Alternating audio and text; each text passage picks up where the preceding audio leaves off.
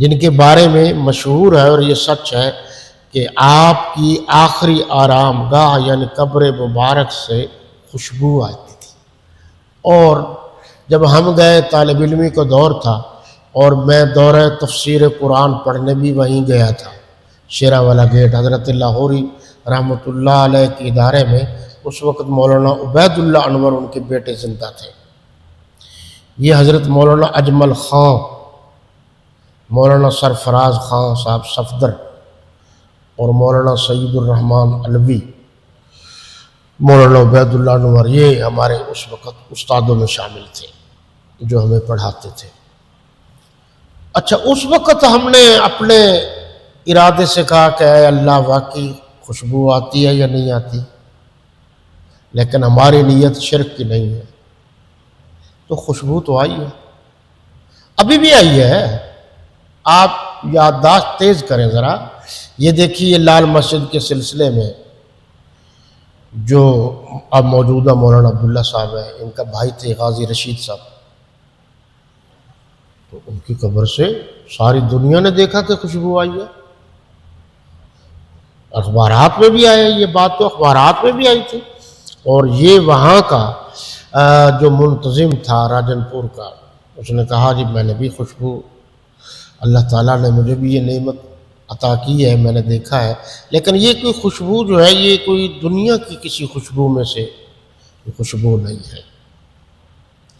مولانا عبد الغفور ندیم کراچی والے، ان کی قبر سے بھی خوشبو آئی، ابھی حال ہی کی بات ہے، یہ کچھ سال پہلے کی۔ ایک بات کہہ رہا ہوں بڑی محبت سے، میں نے تو لسٹیں بھی جمع کی تھیں کہ جن کی بھی قبور مبارکہ سے خوشبو آئی ہے، یہ کوئی شرط نہیں ہے کہ ایسا ہو۔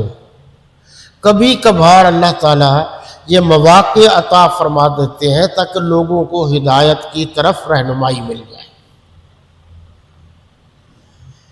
ہمارے ہاں آپ ذرا غور کریں کہ بزرگوں کی زیارت کی جائے، یہ کوئی فرض واجب نہیں ہے کہ آپ بزرگوں کی زیارت کریں۔ تو کبھی کبھار جب آپ بزرگوں کی زیارت کرتے ہیں تو اس سے آپ کو دین کی طرف محبت کے لیے رہنمائی ملتی ہے۔ اسی طرح یہ جو قبور ہیں، ان سے جو خوشبو آنا ہے، سابقہ صحابہ کرام میں سے بھی خوشبو بھی، اور میں حیران ہو گیا۔ آپ اسلام کی سچائی پر شک کریں تو کریں، لیکن میری تحقیق یہ بتاتی ہے کہ اسلام ہی وہ واحد دین اسلام ہے جو دنیا میں حق اور سچ پر مبنی ہے۔ اس کے مقابلے میں جتنے مذاہب ہیں سب غلط ہیں۔ اگر آپ کی یادداشت تیز ہو، حال ہی میں روس کے خلاف افغانستان میں جو طالبان نے جنگ لڑی، کیونکہ امریکہ کے خلاف بھی لڑی ہے، اور یہ دونوں سپر طاقتیں ہیں، اور بظاہر جو لڑنے والے ہیں وہ ظاہری طور پر تو بڑے کمزور ہیں۔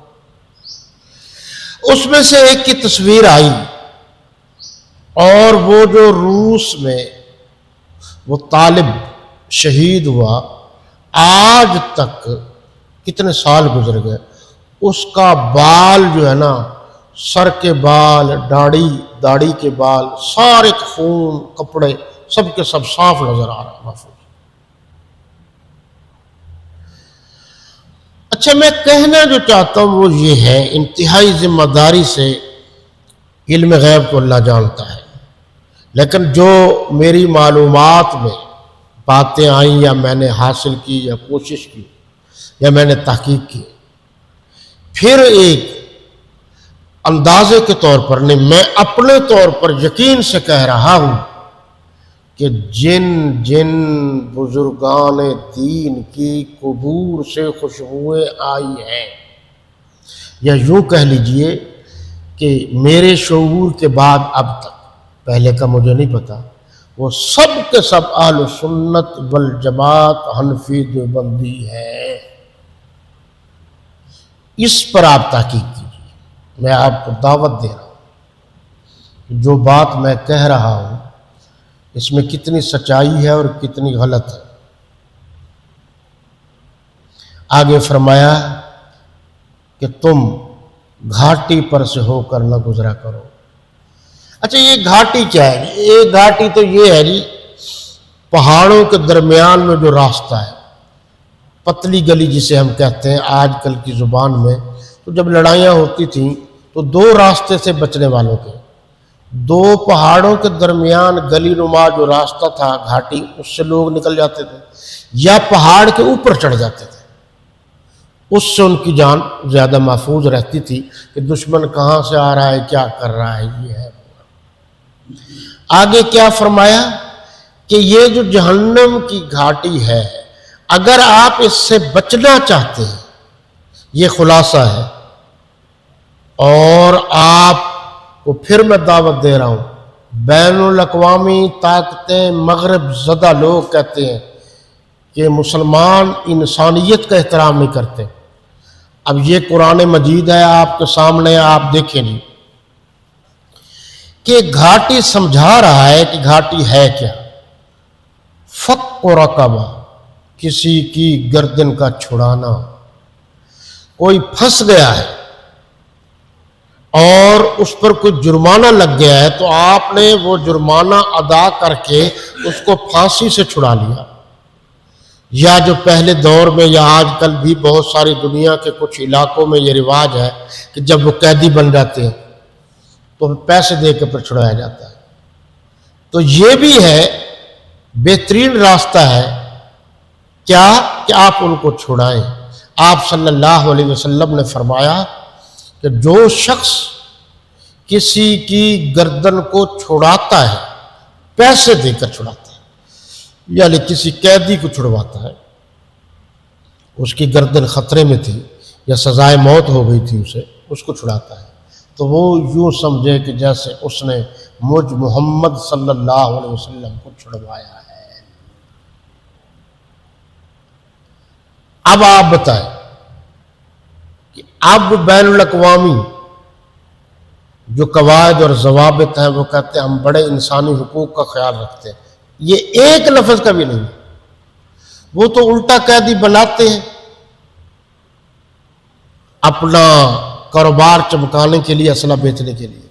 آگے جو لفظ بتایا دیکھیے جی، او اطعام فی یوم ذی مسغبہ، یا بھوک کے دن کھانا کھلانا، جو بھوکا ہو اس کو کھانا کھلانا، یہ بھی حکم ہے۔ یتیم رشتہ دار کو، یتیموں کا مال نہیں لوٹنا۔ اب آپ تھوڑا سا غور کیجئے ناراض ہوئے بغیر کہ آپ کو یہاں مل رہا ہے کہ کامیابی کا اس نے راز بتایا کہ پہاڑ کے اوپر چڑھ گیا تو دشمن سے بچ گیا، دو پہاڑوں کے درمیان جو گھاٹی یا راستہ یا گلی ہے اس سے نکل گیا تو بچ گیا، تو جہنم کے راستے سے بچنے کا اس نے آگے راستہ بھی بتا دیا کہ کون سا راستہ ہے، ایک یہ۔ اب یہاں یہ بتا رہا ہے کہ یتیم رشتہ دار کو کا خیال رکھنا بھی جنت میں جانے کا ایک راستہ ہے اور جہنم سے بچنے کا ایک راستہ ہے۔ لیکن آپ اس پر غور کیجئے، جو اسلام یتیم رشتہ دار کے خیال رکھنے کا حکم دیتا ہے، وہ اسلام یتیم رشتہ دار کا مال کھانے کی کیسے اجازت دے سکتا ہے؟ اور خاص کر ہم مسلمانوں میں کمزوری ہے اور ہم وہ مال بھی 2 نمبر ناجائز طریقے سے کھاتے ہیں۔ اچھا، جب میں بڑی گہری نظر رکھتا ہوں، تجربات سے بھی گزرتا رہتا ہوں، میں جب دیہات میں پڑھاتا تھا تو کسی ایک عزیز جو ان کا فوت ہوا تھا، تو جو جناب چچا تھا اس نے اس کا انتظام کیا اپنے مرنے والے بھائی کا، دیگے پکوائیں جی، یہ ہو گیا جی، وہ ہو گیا جی، اور 50,000 روپے فیس والا مولوی بلایا۔ اور جب یہ سب کچھ ہو گیا، سکول تو ہمارے ساتھ تھا، تو کچھ دنوں کو بعد لڑائی ہوئی، اور لڑائی میں یہ تھا کہ بھتیجے نے کہا جی ہم تو غریب آدمی تھے، آپ نے اتنا کیوں خرچ کیا؟ تو مرنے والے باس کے زندہ بھائی نے اس لیے یہ سب کچھ خرچ کیا تاکہ میرے نمبر بنے۔ اس نے شوشہ بنائی، پیچھے والے بچوں کا بیڑا غرق کر کے رکھ دیا۔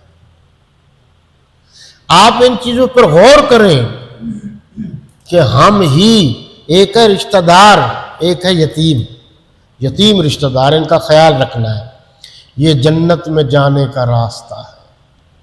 یا فقیر خاکسار کو، جو بیچارہ فقیر ہے اور آپ سمجھتے ہیں وہ فقیر ہے، کیونکہ 2 نمبری بہت زیادہ ہو گئی ہے۔